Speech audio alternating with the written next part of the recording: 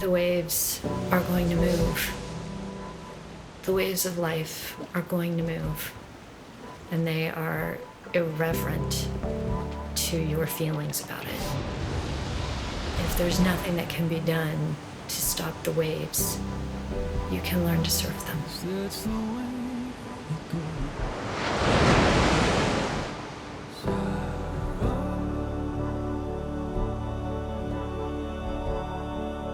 I should have done something more.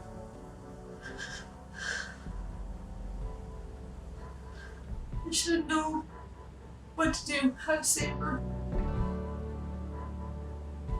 I didn't. I'm so sorry. And I thought, okay, well, maybe I'll just get a camera and you know, have a conversation with myself or someone else as I'm writing these books. And that will get me to who I was and how I did it. And I could maybe answer all those questions I didn't answer. And you know, I'm a filmmaker, so maybe it'll end up being a documentary, or maybe it'll end up being my diary, or maybe it'll end up being some tape that I look at and go, oh my God, what the fuck was I thinking? Nobody needs to know this about me. I'm gonna burn it. Or maybe the first time someone will see this is when I'm dead. What the hell just happened? What just happened? And she said, I'm going to die. I mean, the second I saw Mary Beth, I knew it was it. And he just looked at me and he said, we're losing our girl. You hear Allison say, but no, I'm not ready. And she said, why am I holding on? If death means walking through a dark tunnel, across a threshold into an unknown place, then love is the escort that lights the path. It's just the beginning. It's the beginning. It's the beginning. You write the beginning, and then you write the past, and then you go back to write the beginning. It's that exorcism type feeling. It's that moment in Ridley Scott's Alien, you know, that you feel like, you know, I have it all in me, and I am that guy at the beginning of the movie who's laying on the table and they're all waiting around while there's something inside of him, you know, which in my case is the story ready to just pop out of my chest, and I really just wish it would do it. She just blurted out, the last words to me was, Dad, I'm dying. She looked at all of us, the group of us, and she said, you're all my princesses. And she looked at me and she said, you're my prince. And then she opened her eyes. She said something like, I'm happy you're here. One quiet moment, and she just looked over at me. And I told her I loved her. And she said, everything will be okay. I love how you sat on the bed and each of you touched her so that she felt connected to you. I'm still me. Oh my God, I'm just pulling it out. Yeah. All right.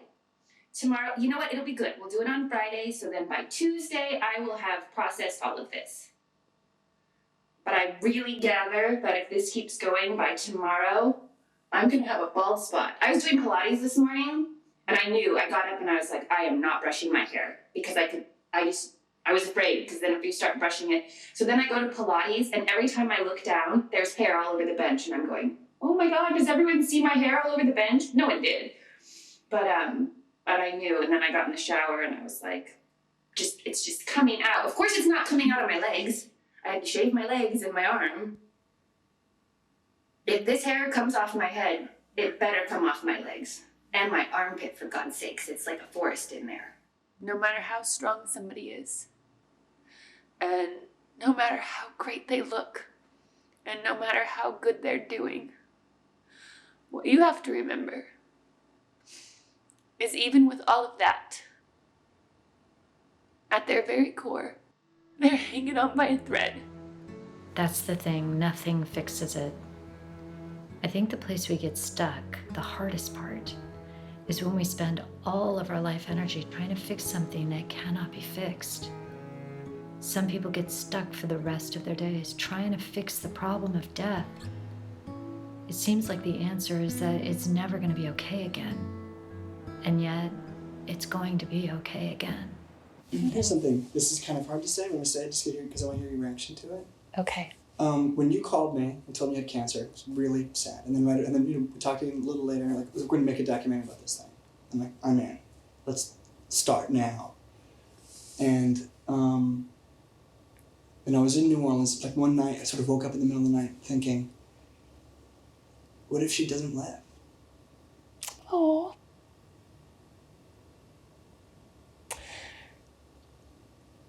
Yeah, well.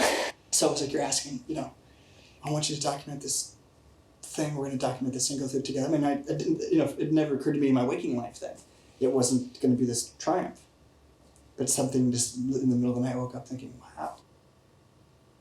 And I thought, well, we're going to do it anyways. We're gonna do it anyways. Yeah, and so, did you ever have that? Did that thought ever come up to you? That I wasn't gonna live? Yeah. No. I was mad about it. You know, I'm mad. I'm mad that she got cancer and died. That's not okay with me. And I'm sad because it hurts me. You know, I'm selfish. I want to hear from me. You know what I mean?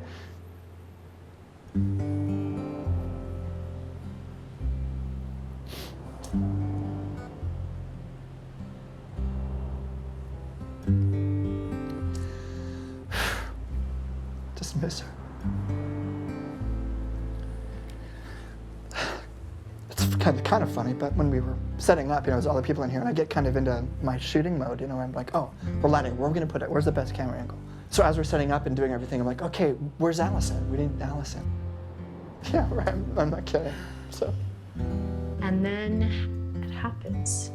It's in that quiet moment, which to me feels like the bottom of one's breath. You know, that pause when you're really relaxed before you inhale. That's where our loved one stays. That's where they live.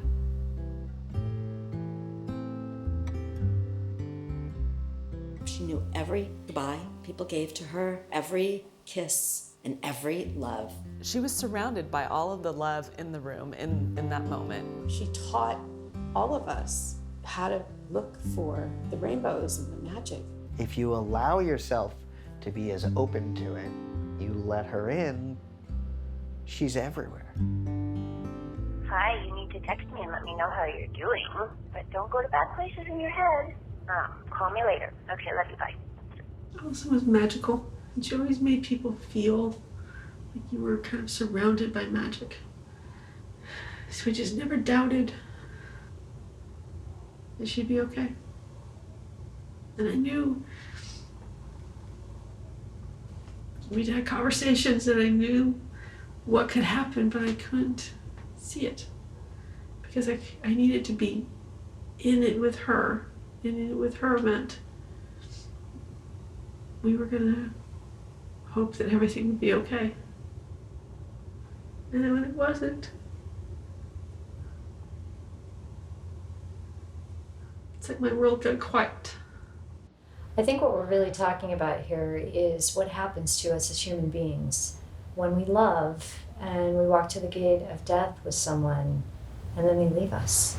I think that what happens at the door of death is that love motivates us to take one step through the door with the person who's dying, and then we just stand there, kind of straddling the two worlds, and we can't get out.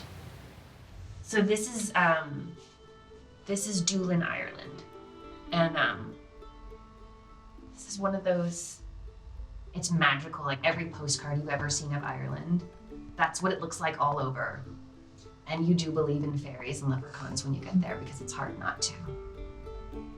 So before I got diagnosed with cancer, I went there and I went for 10 days to do research on a book that I was writing. And I stayed for almost 7 weeks in this little town of Doolin that has one stop sign and 3 pubs where you eat breakfast, lunch, and dinner. It was a time when I was whole. It was the first time where I felt like, oh, you know, this is what life is all about. This is why I'm here. This is who I am. This is me standing in me with nothing else. So when Allison and I were sitting there by ourselves, I asked her, if you die, what do you want? She said, I want my ashes taken back to the Cliffs of Moher. And I think about, why am I doing this? And is it the right thing to do? And I just can't help but feel like I need to do this. I need to go on this journey, and I need to figure out what I'm looking for. It's all getting to be a lot, and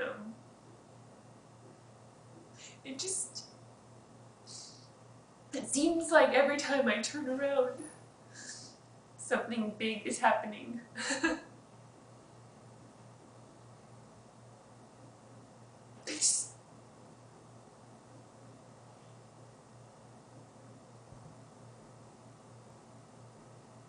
I don't know. I'm sure that it's all gonna be fine.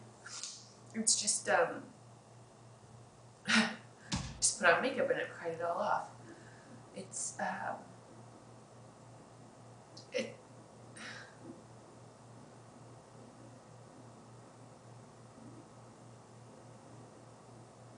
breast cancer, anything changes, not just who you are and how you look at the world, but it changes how the world looks at you.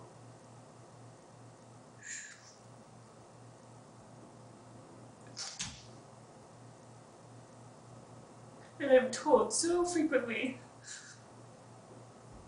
people admire you and your courage and you're brave. It's a very lonely thing to be. It just is.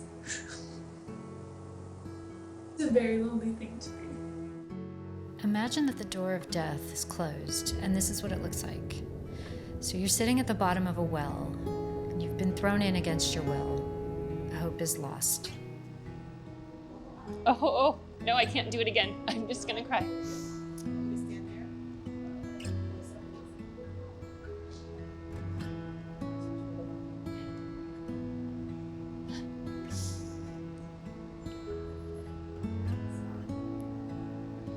My name is Allison, and I'm here today supporting Check Your Boobies.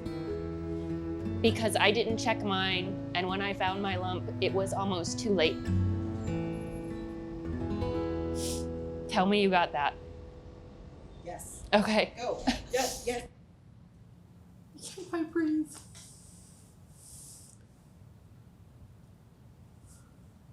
You talk to somebody every day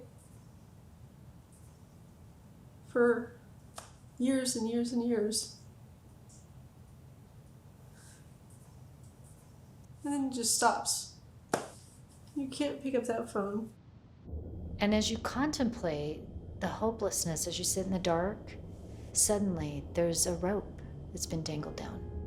When we had our time apart, I thought, oh, I'm a peripheral friend, I'm not a real friend. When you called me that Sunday morning and you said, it's not, something happened and you need to come to the hospital. And you told me she asked for me. It was like her saying, it was real. It was always real. And I just felt so bad that I actually felt I felt really guilty.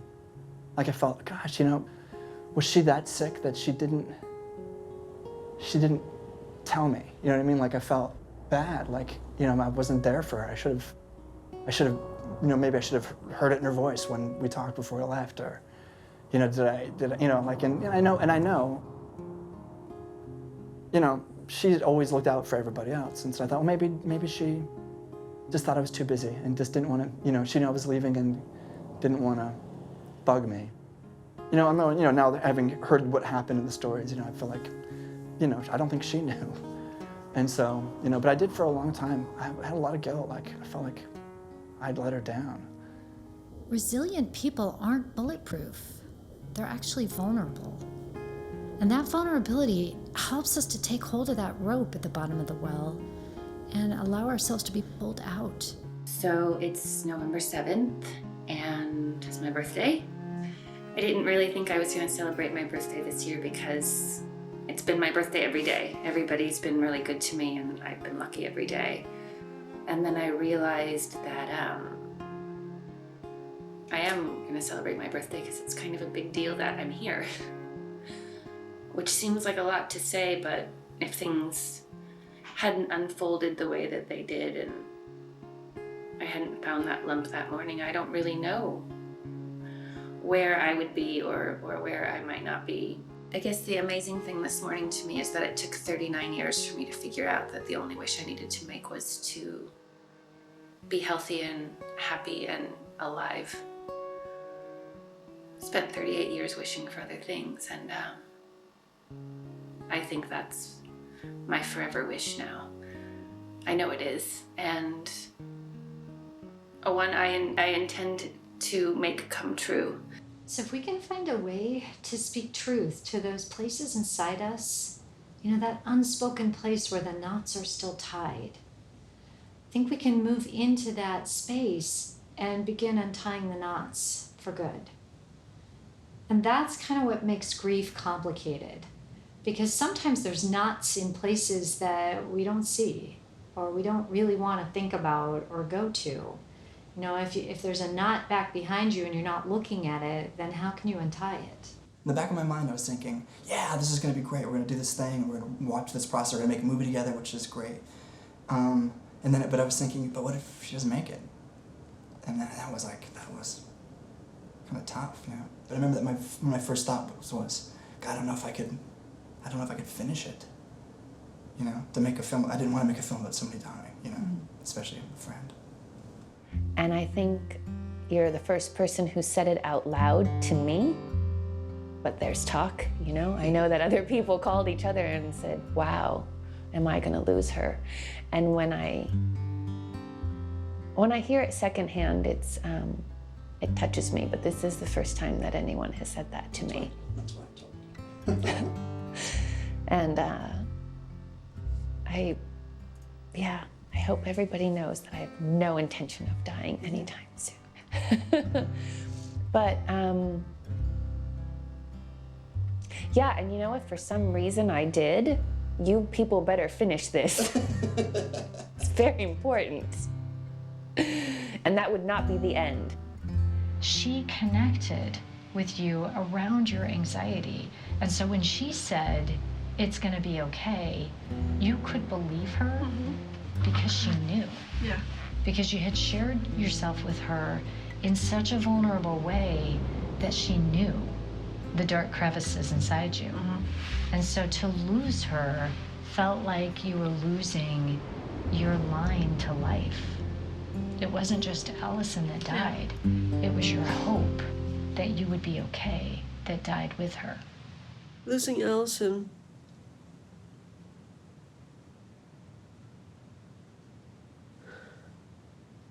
just lost the person I felt safe with. But grief, are there answers? Is there some way to solve the problem of death? This step-by-step guide to do this and that, and then you don't have to face death. We all know that's not the case. So I think the challenge in talking about grief is that from the get-go, you're talking about an unanswerable, unsolvable problem.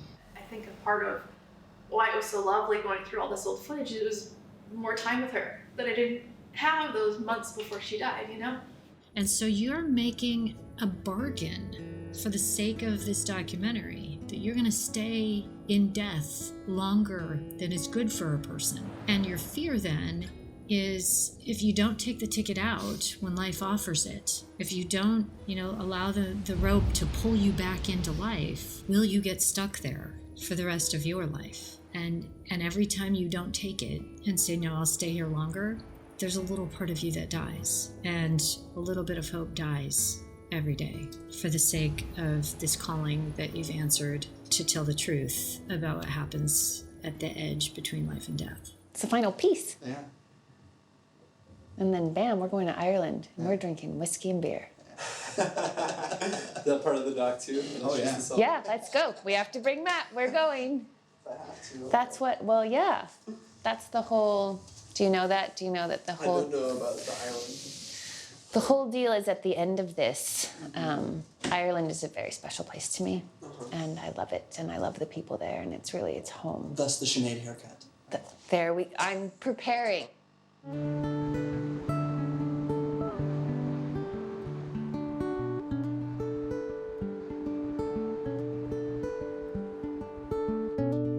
It's this really strange feeling because it's just her ashes, and she's not with us anymore, like in that physical sense, so it's like letting go of her ashes. It's like that's not her, I feel like she's all around us.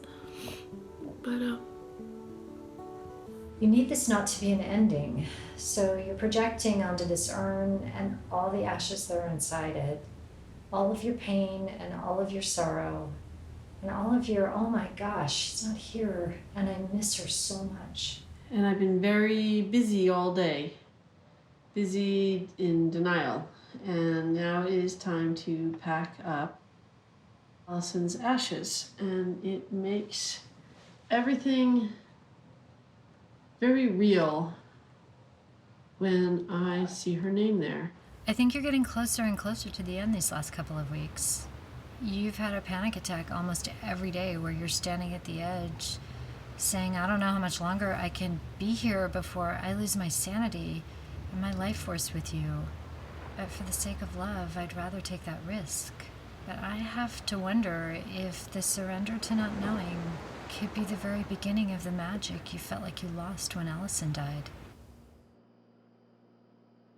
I'm supposed to be packing for Ireland.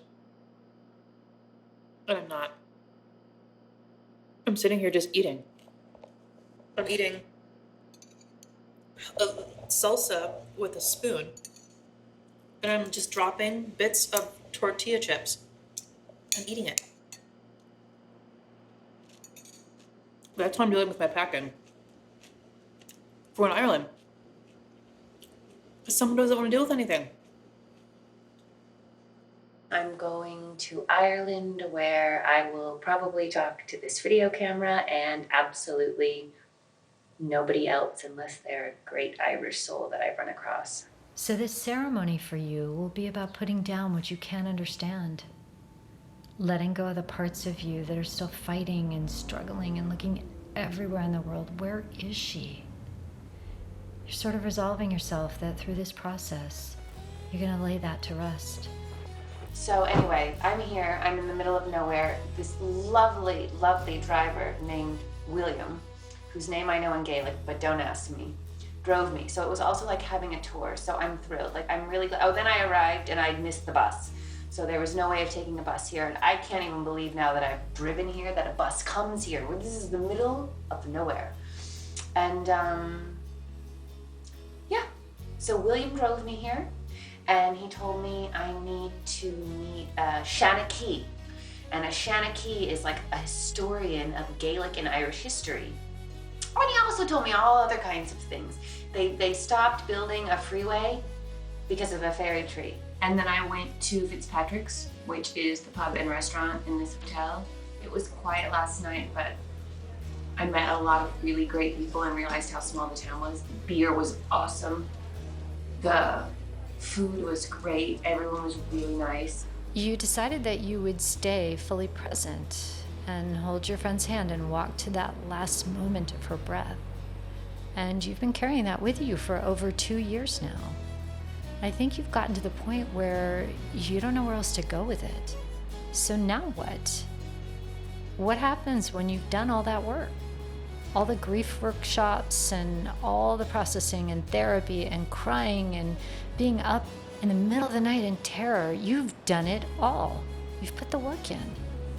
Look around this place. We should be here together, making a movie about the magic of this place. And instead we're making a movie about death, trying to understand it and trying to heal. And you don't want to be healing right now. I don't know how to. Have you ever been in the ocean playing in the waves and a wave hits you just right?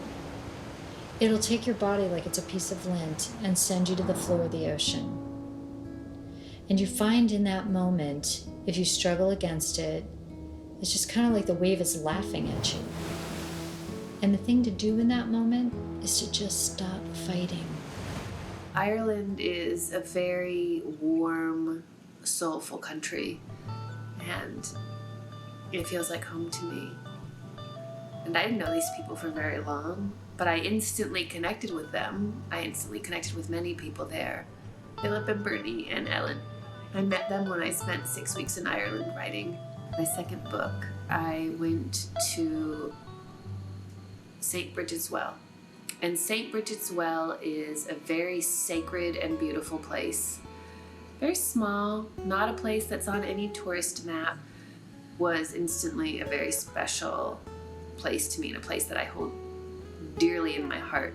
And I don't know that I ever mentioned my trip to the well to Philip or Bernie or Ellen. Somehow, well, it's special for everyone, and basically it's a shrine, and there are wishes and hopes and dreams and candles lit and prayers that fill the area around this well. And the other day, I opened my email, and there was a note from Philip and Bernie and Ellen, and there was a picture. And there was a picture of me.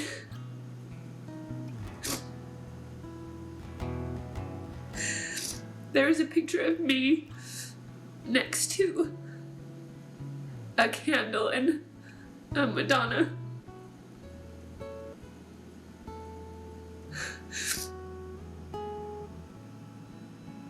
And everything in that moment was so beautiful and so real. Because up until that moment, places like that, that's where I would put something for somebody else. But the fact that I'm in something and they had to do it for me, and people are doing things like that for me, it's a lot, and it's wonderful, and it's amazing, and it means so much to me. It just made it so real, and it seems so crazy for me to say that when I'm sitting here with all of this, all of this.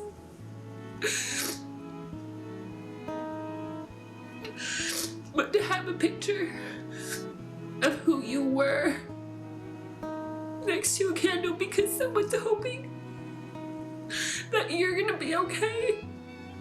But that gave me a moment of looking from the other side. And it's so scary to me. And so beautiful to me, but so scary that every night Lisanne's mom and Mary Beth's mom do a rosary for me. And that Laura's mom lights a candle at her synagogue for me. And that these people who I knew for such a short time put my picture. We're not all here forever. And, you know, I've been very lucky in my life. But as I go in here, I know we all have the same things that we are eventually going to suffer, you know, that's the way. Not to be negative or pessimistic about it, but it just makes you feel human. Yeah. When you're experiencing something, they're not here, and they're not coming back. Physically not coming back. And I think that being here, this is new. I'm experiencing this for the first time.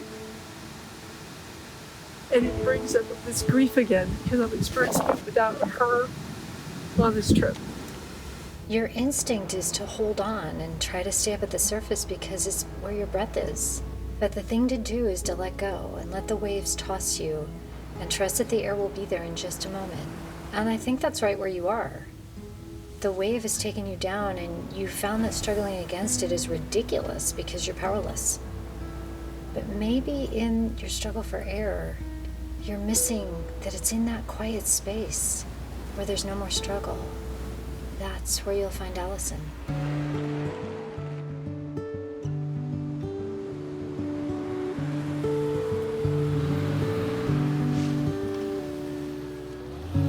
Thought a lot about you today. Why I did, I can't exactly say, but you kept creeping in like a silent wind. I had like the panic. So when I stay in that, what I see is her in the hospital. And that's what I'm somehow trying to undo. If only that hospital scene wasn't there, you could pretend that she's somewhere. Traveling and being magical. So what do we do with that hospital scene? No matter what version of this film I cut together, or how magical we make this celebration, how much music we play, how many toasts we have, I'm not coming back with her. Right, that's it right there. Lise is, okay, I give up, give in, I surrender, she's not coming back. It's amazing in a place that you've been looking at your office wall and in books for so long, and to be there and to know it's part of a story and to feel it is extraordinary. We should all be so blessed to be able to have our friends and family come and respect our last wish. Yeah. I miss her. I think it's part of us. It's all of us now. You know, when you see something like this, you know that we know her. I think we're all changed. There's something that happens with the right people when you tell them what you're going through, and they go from being acquaintances or friends to being family so quickly. And it's so wonderful to have that when you're loved so much. It's beautiful. And when you get sick, nobody holds back, and that's a beautiful thing. Everybody just is, and there's so much love. Ireland was Allison's spirit and her soul, but her love is all right here. Allison, right, you're back home to where your roots begin. And the true magic is that she could be a million miles away or dimensions away. She's here. You can just feel her here. She taught us all just how to love the moment that you're in. We're going to do what Allison asked us all to do, which is she wanted her ashes spread here.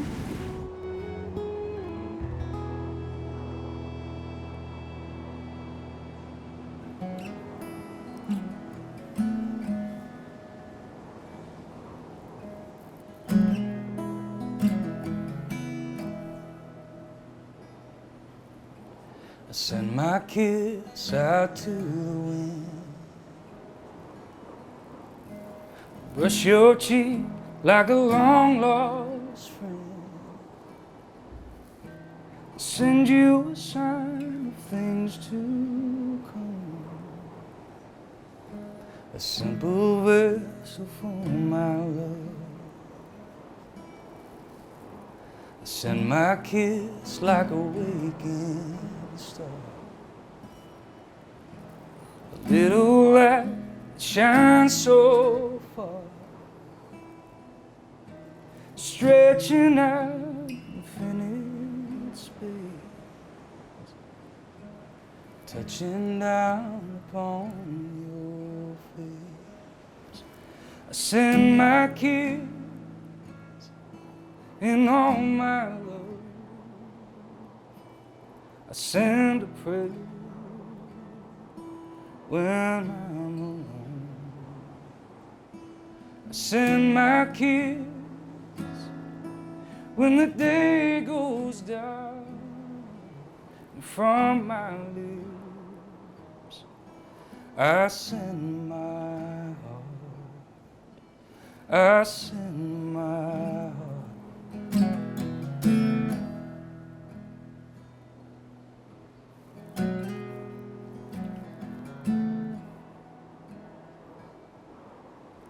I send my kiss when my courage fades. I think of you and I find my strength, remembering your warm embrace. I know I'll hold you again someday. I send my kiss in all my love. I send a prayer when I'm alone. When the day goes dark and from my lips I send my Can you be an experiential witness of life without drawing conclusions, other than the most basic things, which is that love matters, and it's powerful, and it changes us, and it changes the world around us? And I can tell you that after 25 years of witnessing death, that's all I know. I've witnessed and experienced some pretty unbelievable, life-changing things, and yet I still don't know anything, except that there's something really important about love that changes us and changes the world. I was so connected to that place, I don't even know where to begin or end. I sometimes would just be sitting there and be so grateful for my life and for the opportunities that I've had and that I was in the middle of having, that I would just get teary. You know, maybe I was just so connected to myself. And I've definitely found a new place in the west of Ireland that I feel so at home at. We need to invent a word that means something that's very hard and very happy. There should be one word for that in English, so I'll challenge you to make a word that says, that means that. And there isn't one, I don't think, but you know, it is. At the same time, it's heart-wrenching and difficult and painful. In that same way, on the opposite side of that, it's been wonderful and loving and fantastic. I have not forgotten you, even though it's been some time now since I've seen your face, touched your hand, heard your voice. You are with me all the time. I used to think you left me. I know better now. You come to me. I feel your presence close by. I'm a better human being for her. She's a true angel. I'm a true angel. And that's, I'm not saying that because I loved her and she was an angel. But mixed together with all my sadness, there is a great joy for having known you. Your light can never be extinguished. It continues to shine upon me and us. Even on the darkest nights, it illuminates our way.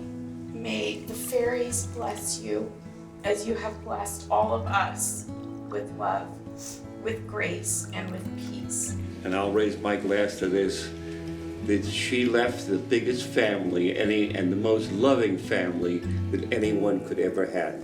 So here's to continuing the Allison clan. The troops rallied, Allison leading the charge the entire way.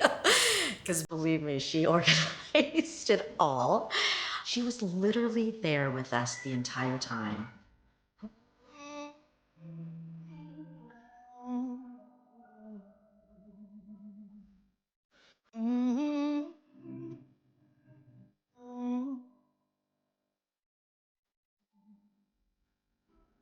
One door and one door.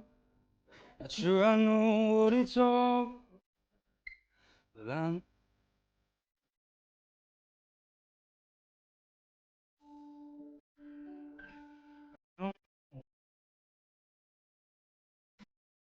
they just can't, but I'm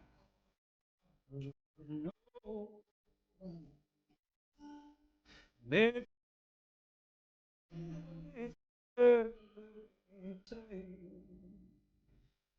somehow I it by the hand.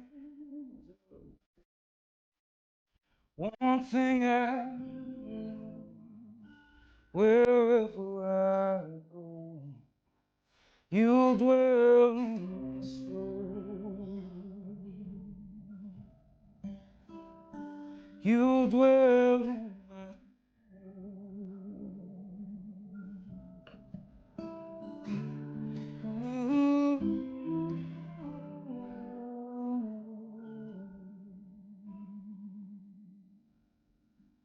I don't know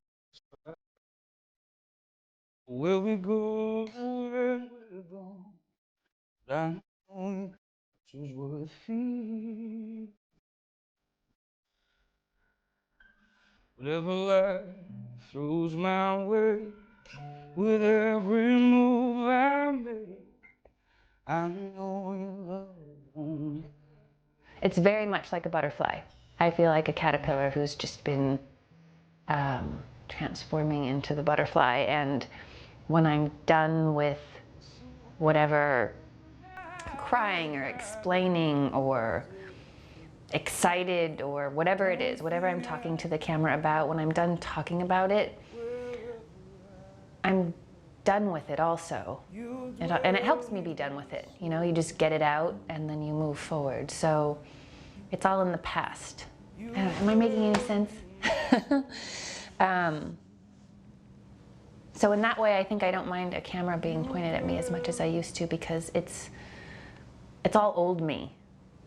I just keep moving forward with new me. So all the stuff that everyone is going to see here is something that is a part of who I used to be, not who I keep becoming every day, because I'm changing a lot, and it's good.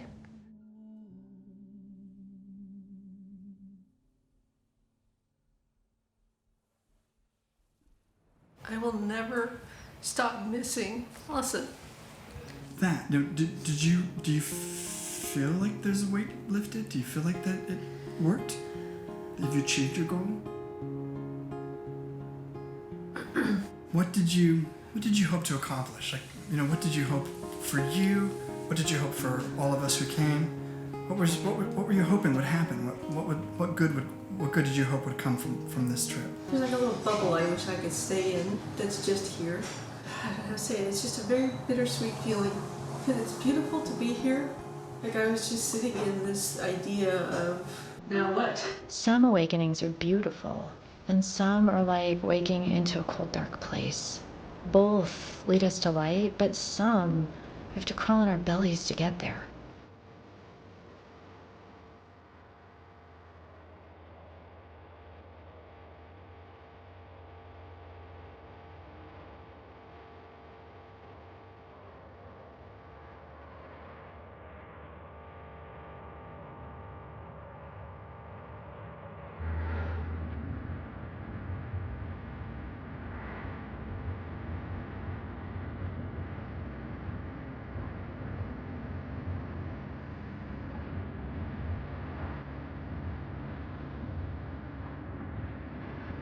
None of it changed it. I thought when I came home that I would feel better. I think that the reason the first trip didn't work for you is because it wasn't about you.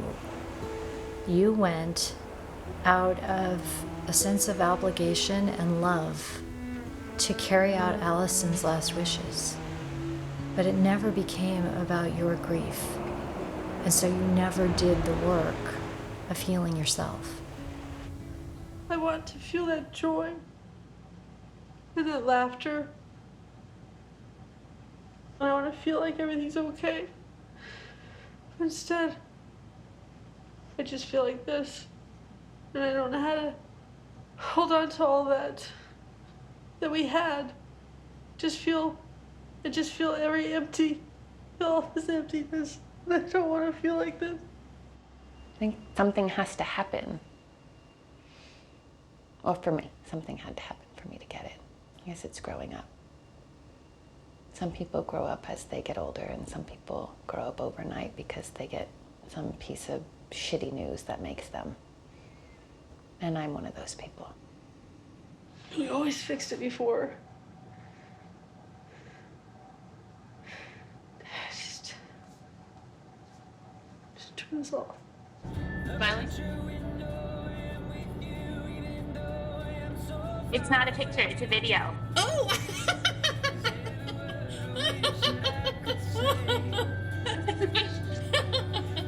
I had just gone through the worst thing in my life, which was like debilitating postpartum depression. And I told her what had happened to me, and I could see her shutting down.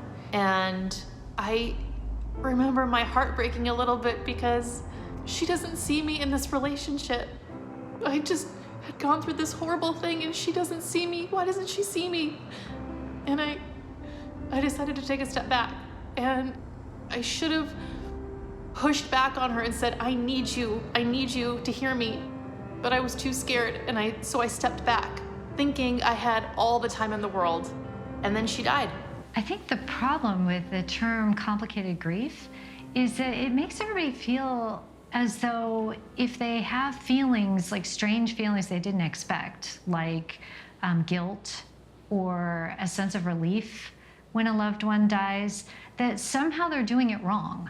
Somehow their grief is different than it's supposed to be, than the story that they told in their mind about what it was going to be like. And I think that that's not helpful, because the truth is that all grief is complicated. Complicated grief can get so bad at times that it actually results in the grieved person becoming ill themselves. And the way to prevent that is to allow the feelings to breathe their way through without judgment or trying to rush or stifle the process. And so the feelings that we have as we try and untie those knots inside us, as we begin to let go of the person that we've lost, we're going to come up with all kinds of strange, unexpected feelings. And I think we have to create space for that to happen and sort of go into that unknown territory with a muscle to deal with the ambiguity for what's to come. And it's simple, and it's beautiful, and it's rich, and it's complicated, and it's honest. It's all of it. It's life. It's life, and it's not life dipped in chocolate. It is life. The good, the bad, the ugly. And because of all of that, it's just beautiful. One of the things that's different about me, from other doctors, is that I have to say goodbye to people, and then I can't tell anyone about it. When the time comes for someone to walk through the process of death, I help them with that. And then I guide their loved ones through the process of grief, and I teach them how to let go. I'm a death midwife, and I love what I do. I'm grateful for what I do. I know that probably sounds really weird. Why would anybody want to be around death and grief and sorrow? Most days it's rewarding, but there are some days that walking through that process of death stops me in my tracks. And that's why I run, to ground it, get it out. Because there's just no way to walk through someone's experience with them, to do it authentically without really being in it. What does it feel like for people after? What is it, you go through this whole process of, for me, it was cancer treatment. Whatever the traumatic experience is, you go through this process and then you're done. And I think that we say we're done so we don't have to be the weird girl in the corner anymore and that wallflower. But when you've been through a traumatic experience, you're not done. There's no done. So we do that. We go to that place. We go to that place to make it okay for everybody else. There's this thing called vicarious trauma psychologists talk about. And it's this idea that when we really are practicing empathy, the experience of watching another human being suffer and you're helpless is traumatizing, because we people are constructed to take care of each other. When you have to watch someone that you care about and you know deeply, when you have to watch them suffer and you can't make it stop, it's hard. But there's this other thing that happens there. It's like I'm putting my ear up to the door of death and listening into the hereafter. And there's these bits and fragments, these, pieces of mystery that unfold there. It's like I'm gathering grains of sand or bits of star, and I carry those with me back into life, and they illuminate my life and the lives of the people I cross paths with. And those fragments, those pieces of story, they not only inform the way I live, but in this way that's hard to describe, they bring back to life the person that we lost. When I can't make sense of the way that I feel, and everyone's moving, but I'm And sometimes, I don't know why, but life is not linear. Sometimes we gotta go back because we've left pieces behind. And sometimes you don't realize that those pieces have been left behind until you try to move forward and you still just can't. Hey, Emby, it's Alia. I am sitting here at the shuttle pickup, and traffic was horrible. I just wanted to give you and Stacy the heads up. Hi, Emby. I'm here. They're not letting me check my bag, and I'm freaking out. We missed it, and it's completely my fault. Our next flight isn't for like another 8 hours. I want you to picture Alice. We were talking earlier about how she's probably laughing and just getting such a kick out of everything that's happened today. And I think she probably finagled all of it in order to make us stop and be in the moment and laugh together and appreciate that we're here. What's so bad with that? Right. What could be so bad when we're here? Oh my gosh, this looks actually really good. It does. Flight missed, but we have pumpkin pie in El Segundo. Knowing who the people in your life are because of how they react. Because you gotta be who you are. And when you go through a traumatic experience, whether it's cancer or anything else, if it's big, you can't hide it. So if you stand in the truth of it, you will get the reactions, and you learn who the people are around you. You learn who you want to be around you and who you don't. And sometimes that's hard.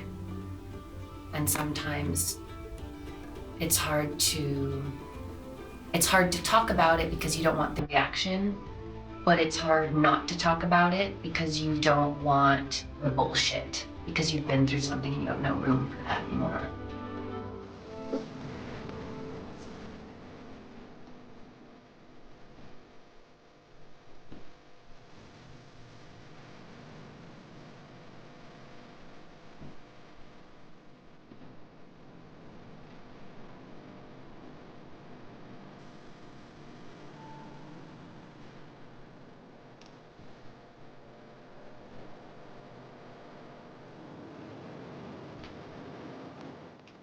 What if we agreed that there's no solution and that grief goes on for the rest of our days because we will always remember and we will always need and we will always miss?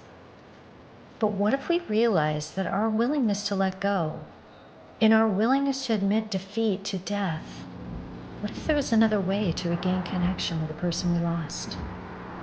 Maybe it's just a different way than the way we've had. This is the end of my journey, and it's the end of the journey that everybody who's been a part of this is taking with the audience. But this shouldn't be the end of the story for anybody who's watching or for anyone who's taken part in it. Does that make sense? So I propose that the next few days be about us looking for the lessons we can find and the experiences that we can have that'll connect us to Allison. Because I want you to learn for yourself to be the judge of a miracle. But if you run away from that experience, it won't happen.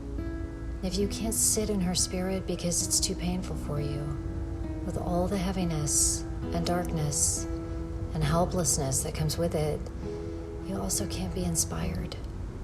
And that's really the tricky thing here. If you want the inspiration, then you have to be willing to sit courageously in that place of sorrow. And I think that's the place that you'll find her. I have a sense of freedom. That's so wonderful. I have the most amazing sense of freedom. It is, I just let go. At a certain point, in the last 4 days, it's gone from a struggle with a good, positive fighting attitude to just letting go. This was the airport we were supposed to fly into. We didn't. Flew into Dublin because I was late. We missed half a day, and now we're in an empty Shannon airport looking for Mary Beth's bag. We hadn't slept in about 36 hours. We'd been talking about death all day and driving in the rain on the left-hand side of the road, and you had no bag, and out of nowhere a text came. You would have been happy just to have a toothbrush, and yet we were invited with no hesitation, open-armed. We were invited into the home of people who hardly knew us, but they loved Allison, and in the middle of the night came out to get us, and home was waiting warm and comfortable with food and drink and a Guinness beer and merriment and laughter and love. That's my touchstone. Yeah, I mean, Ireland got me through it. And what's interesting is in that one trip, I met a lot of people. And I made a lot of friends. I was only there one time. And I had a need to let them know what I was going through. And that little town where I stayed all really showed up. And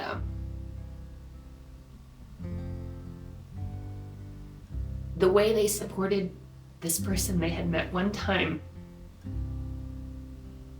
was so overwhelmingly beautiful. Sometimes I feel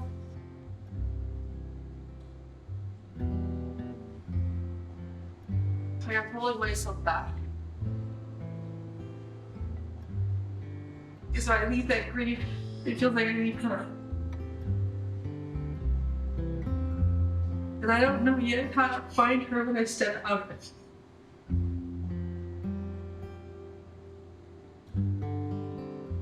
I don't know what that looks like.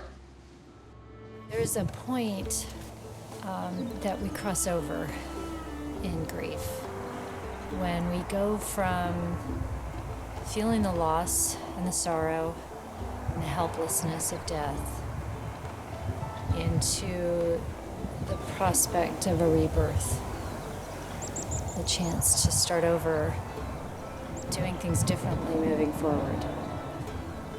It's particularly difficult because the rebirth requires us to leave behind the person that we lost.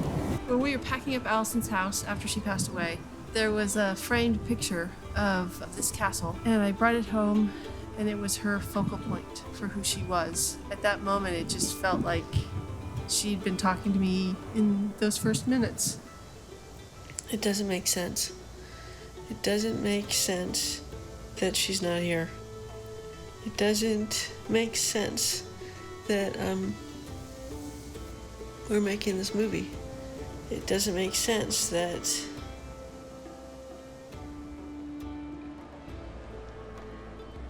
I don't know yet. The more Allison has spun the magic of every step, I mean, it's really undeniable. The more gifts of love, the more warmth, the more safety that is offered to you. It's not getting in yet. You're appreciative, but it's not healing you. And I think that the reason why is because you feel as though if you were to let the love from all these other sources come in and heal you, somehow you're not allowed to be loved. And I think that's the final frontier. Alan Caldillo said to me the other day, you have to figure out how to tell people how to get cancer without getting cancer. And I don't know if you can do that. And what he was talking about, what we were talking about, is clearing all the stuff out of your life you don't want, and all the people out of your life that maybe shouldn't be there, and bringing all of the love into your life that is around you and maybe you wouldn't have otherwise. People at the grocery store that maybe I wouldn't know. The people in my work life came forward. There is so much more love in my life than there was before I was diagnosed. And it's real and it's powerful. And I wouldn't trade it for anything in the world. And I never would have got it if I hadn't been diagnosed with breast cancer. There is no solution for loss. Making peace with loss means surrendering to what is. But it doesn't mean we have to agree to live at the bottom of the well. Grief has a course and a pattern. And in my experience, grief has a solution and an ending. The solution is love and inspiration and faith in life. And the ending is a mysterious miracle that creeps in like a subtle rainbow that we only notice if we look up. The thing about the ending of grief is that we have to accept loss in order to rebirth hope. And that process to me seems like less of a straight line and more like a meandering walk, searching for breadcrumbs that are often camouflaged in our tears. Chain yourself to time and place, the closest you can get to one more embrace, frozen, holding on to the breath you took when they're gone. Night into night, no dawn. The postpartum depression took over my life. Trying to figure out, it was like I was underwater, place so dark. I stopped functioning. Feeling of being helpless. Comes back again, day by day. You may. I still go under from time to time when the waves get rough in this heart of mine. She helped me manage my anxiety. I just read the research better, that I couldn't fix it. Getting up every day. And did you get your blood work done? If I'd taken the time to say, just done those things, it'd be different. Sorrow.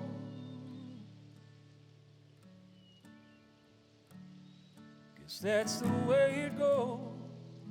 Sorrow. I love facing the sun because it makes me feel like I'm having a communion with God.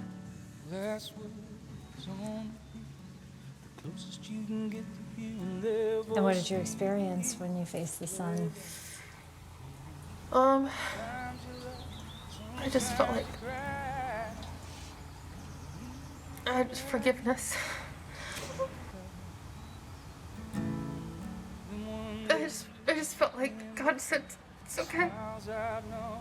You're okay, you're good.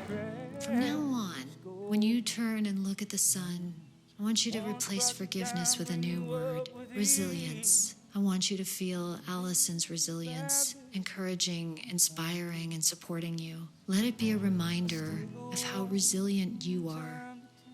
When the waves get rough in this heart of mine, guess that's the way it goes. Sorrow. You chose to do your meditation walking through the cemetery area, and you were going to allow something to flow out of you, and I wonder if you'd share with us what happened. I think it's the fear. There's a fear and an unworthiness.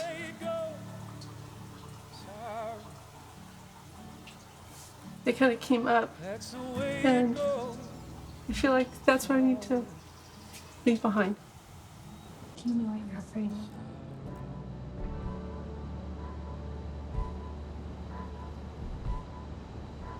I just feel like I should have done something more.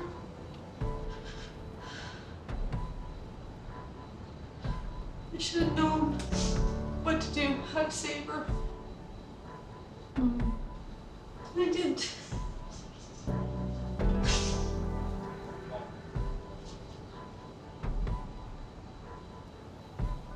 I just can't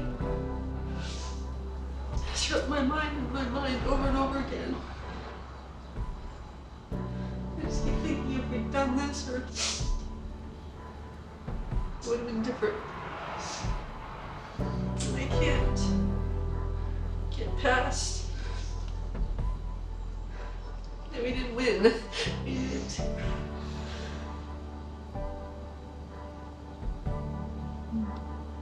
We didn't get to pack up her bag in the hospital and come home and say we beat it.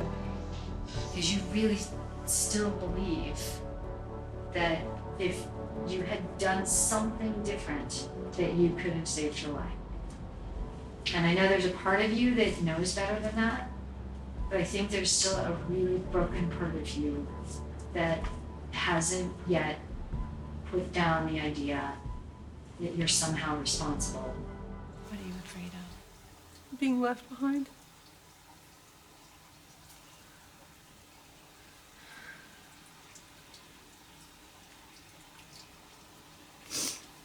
Of losing that love, so I don't share it. I won't be hurt by it. There's always this risk that we take when we decide to love and to be loved, that love will go away, that it'll leave us again. Love is everywhere. And that it comes and it goes, but it's always here for us. Yeah, why do we hide our tears from each other? You don't want to acknowledge it's real, do you? You hope it's not real, that's the way, you know?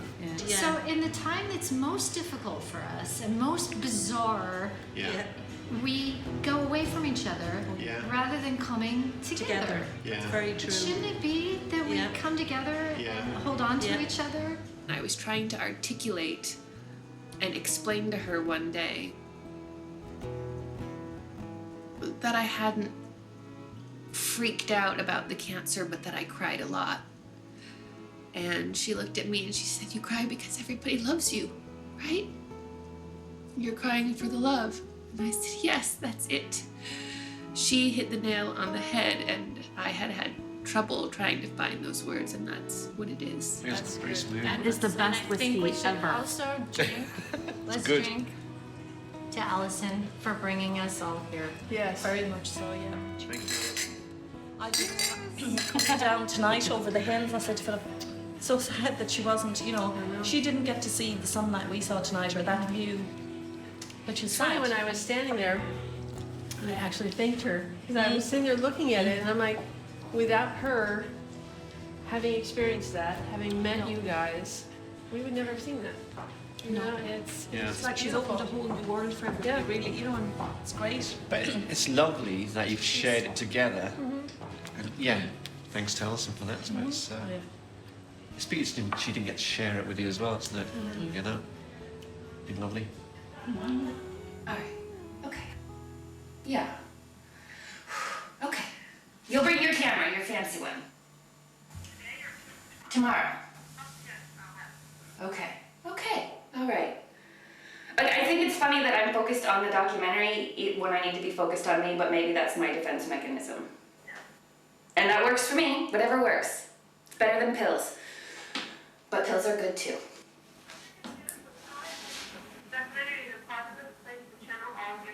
It is. It's really good. The documentary is making me very happy.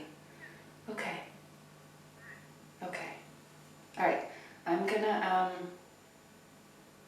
go. You're gonna go because we have to go. Ooh, you're later than me. Okay. I will see you soon. Okay, bye.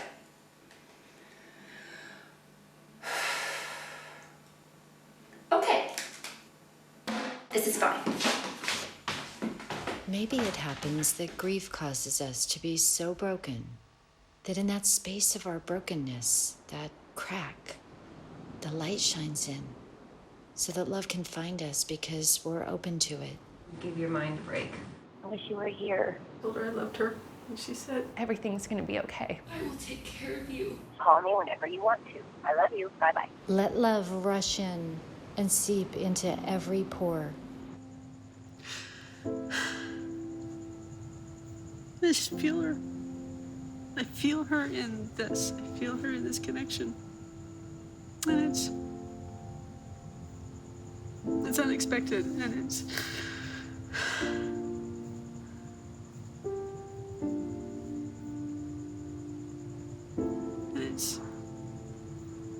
it's like, it's love. You know, it's not missing her anymore in that way. It's just knowing that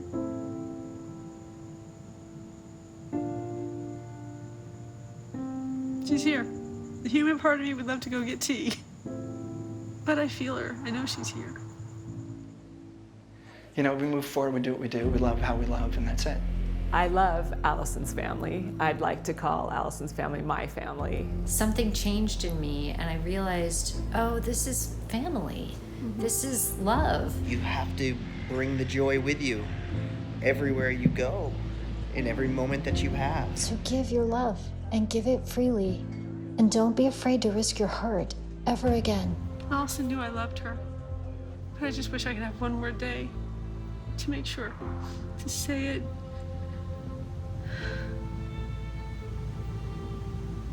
But we're here now. I love you. I love you. And I love you, Alia. And I will be on the other side of that rope. And I won't let go. Won't let go either. Me neither. This whole thing has completely changed my life. Like, it's completely changed my life in a way it was like a freight train. I didn't see it coming. It completely changed my life. It's a depth I've never felt before. I think I kind of want to stay here forever. I think that's the thing. In this weird sort of way, we can stay here forever. Maybe that's what magic is. To learn to stay in this moment forever when you know that you love and you feel whole. And then you take that forever and you move it into the world. Maybe forever is this. The hardest part is over, and that's so exciting because I just want to get on with my life and go.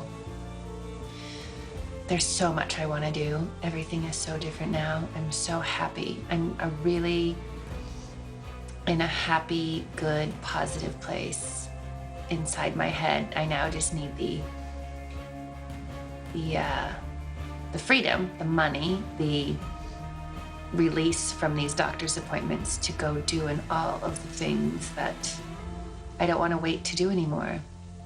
I always had all these ideas of all the things I wanted to do, and I always knew I would do them, but it's somehow easier now to just move forward and not think twice about what's important or what I can afford or what I can't afford. Or the bottom line is we can't afford not to do everything we want, and so we should. And that's exciting. My path isn't always straight, full of twists and turns I wish I didn't have to make. The good and bad feel like one and the same when the sun shines. Grief is not the enemy. It's not the thing we should be trying to heal. After death, grief comes to help us understand the meaning of life. It's the belief that death has to be the end that keeps people stuck. From the surface, the ocean seems ominous and scary. But it's actually full of life, and the waves are just the current through which life travels. It's not that grief drags us under the waves. It's that it transports us to a place where life can be found again.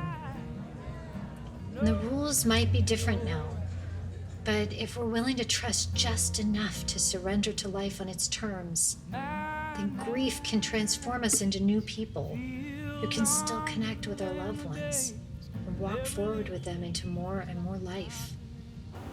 Really an exquisite, beautiful place.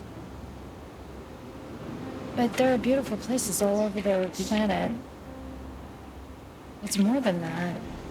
The magic is in what's happened. These cliffs called us here in search of Allison. And I think what has been found is love and friendship and a depth that you thought was lost.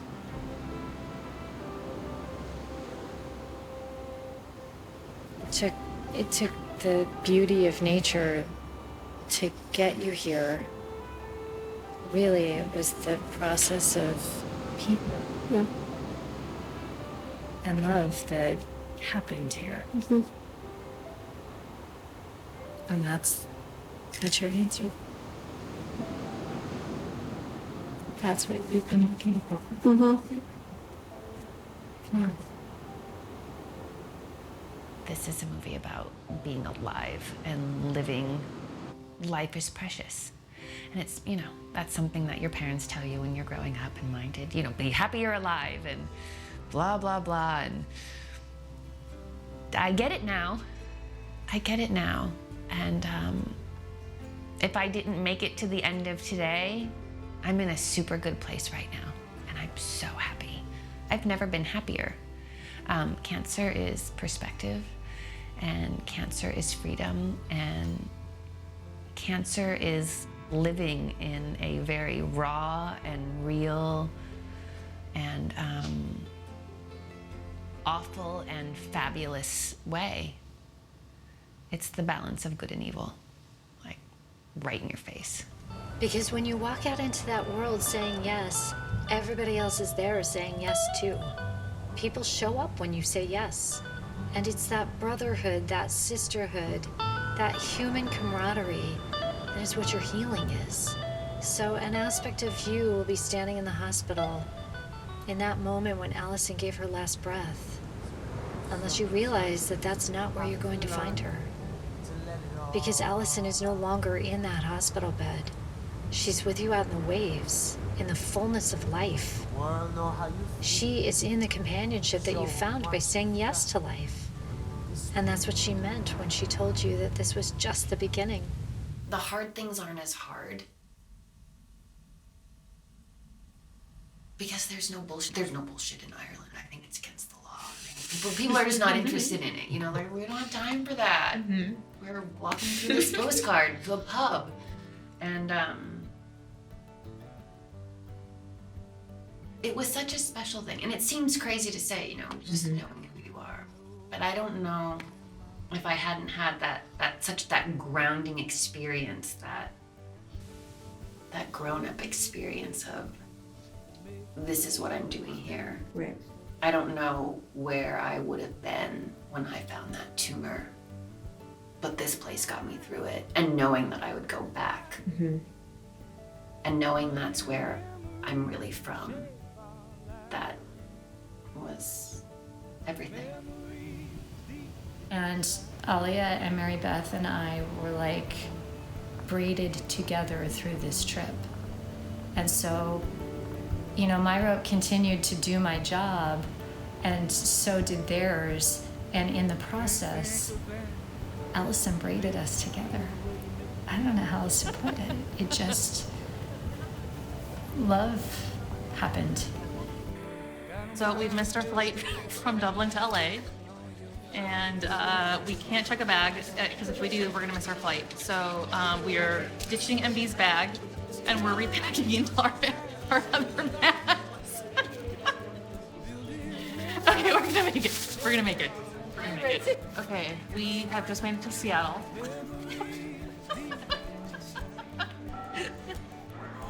We are now at the Seattle airport. We made it. And we now are gonna get on our fancy luggage. And now we're getting on a flight to Los Angeles in 2 hours. Wait, before you put that away, I just want to remind you both, this was a trip to grieve. And look at us.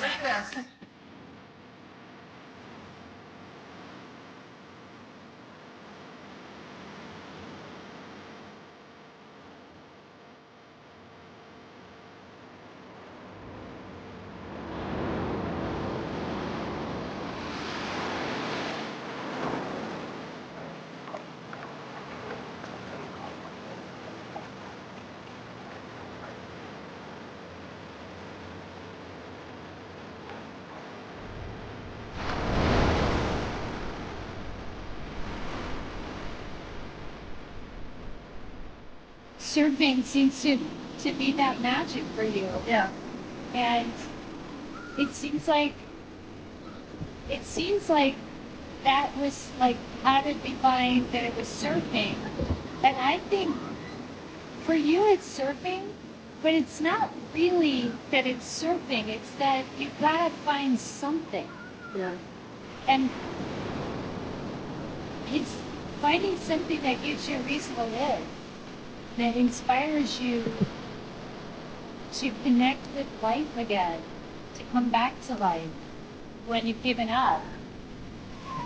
And I think the thing is that all of us are searching for that thing, like our whole lives. That's what we do, is we search for the things that inspire us and make life have meaning.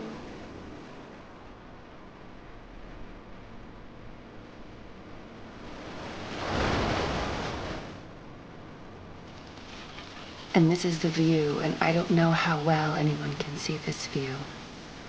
But this view has gotten me through so much. I wish everyone could have it.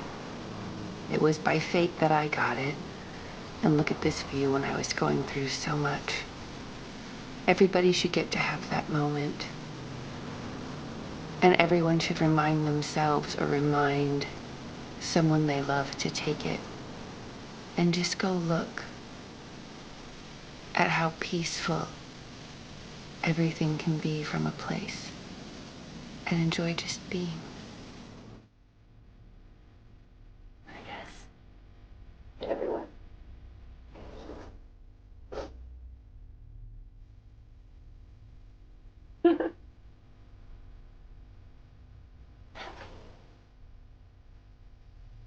You cross paths with a person that you understand on such a different plane of existence that it's almost like you've known each other throughout your whole lives.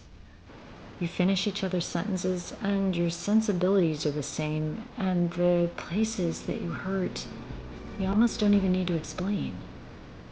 That's the truth about why all people connect. Deep, intimate friendships happen because the other person reaches into us and heals that part of us that's hidden, that we couldn't have healed in any other way. And that's why we feel so bonded to a soulmate, because they return a piece of our soul to us.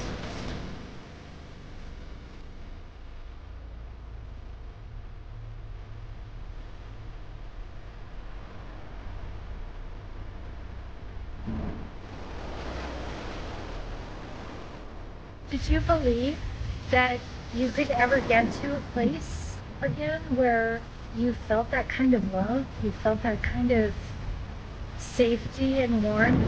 I will lose other people, but that doesn't mean I'm not going to love other people. So I think that's the biggest thing for me, is that.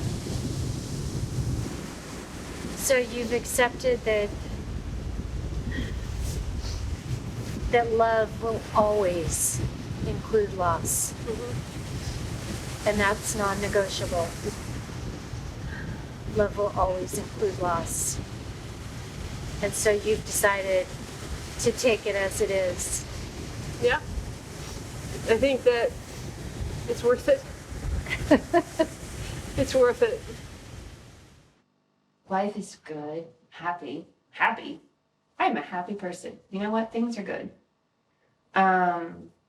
So we're starting there with things are good. And I don't know when I'm going to want to turn on this camera again. But we'll see. I hope to want to turn it on again at a significant point. Do you have any questions you want to ask me before we turn it off for today? The waves are going to move. The waves of life are going to move. And they are irreverent to your feelings about it. When the wave goes back out and you come up for air, everything is different. Because you learned something that you can't unlearn. Grief makes us find our own answers. And that's powerful, because we know now that no wave will be big enough to squash one's mind and heart, even if it was big enough to take her breath away. Because it's in that quiet space where there's no more struggle, That's where she is. There may be nothing we can do to stop the waves, but together, we've learned to surf them.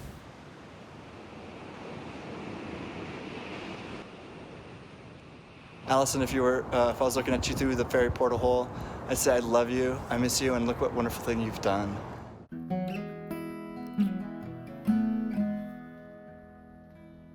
I love you, Allison.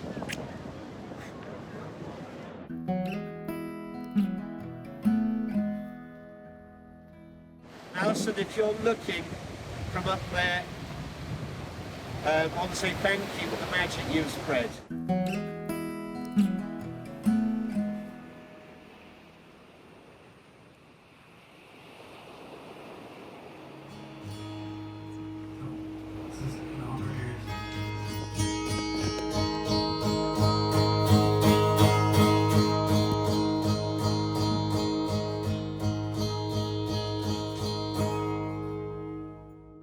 It's just beginning!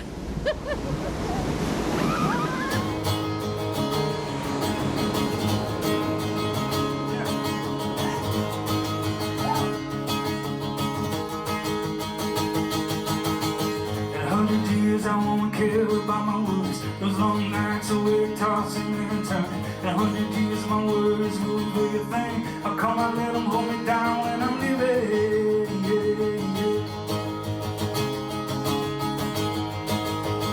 In 100 years I have less than I have now. All the money I never make will stay above ground. In 100 years I'll never ever get back all the hours I spend just trying to stay in the black.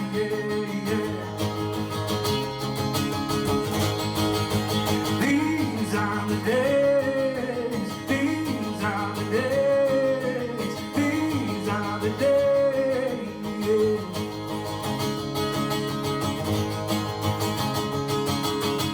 In 100 years my grudges will be stone cold, buried under the ground with my old bones. In 100 years I'll never ever get back all the hours I spend just trying to stay in the black.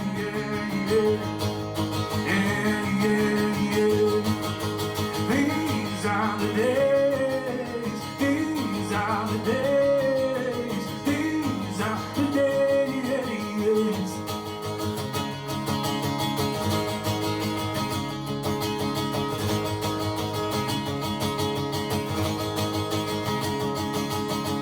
In 100 years I won't have a word to say about all the chances I never had the guts to take. In 100 years that mountain will be standing still. The one I said I was gonna climb it never did and never will.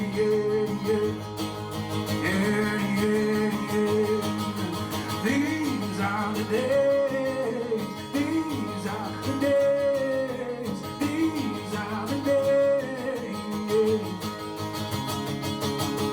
These are the days, these are the days, these are the days.